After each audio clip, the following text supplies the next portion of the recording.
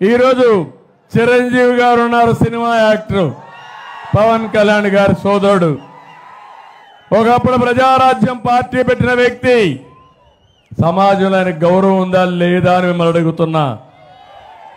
ఆయనైతే government of India పిలిచి ఆయనకు పద్మవిభూషణ్ అవార్డు ఇచ్చారు. దేశంలోనే గౌరవించిన వ్యక్తి చిరంజీవి గారు అని చెప్పి నేను మీకు తెలియజేస్తున్నా.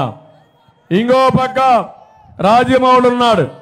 రాజమౌళి అయితే బాహుబలి సినిమా తీసి ప్రపంచానికే చాటిన వ్యక్తి. పక్కనే ప్రభాస్, బాహుబలి ప్రభాస్ కూడా. వీళ్ళందరినీ, సినిమా వాళ్ళందరినీ పిలిపించి ఒకప్పుడు నేను ఎంత గౌరవించానో చూసారా తమ్ముళ్ళు అని అడుగుతున్నా.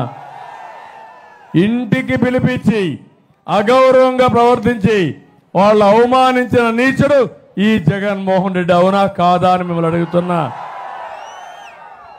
ఈరోజు మీరు ఒకసారి చూడండి, నిన్న మొన్న ఆయన పొగిడితే మనం అందరం సరెండర్ అయిపోతే మనం గొప్ప నాయకులం.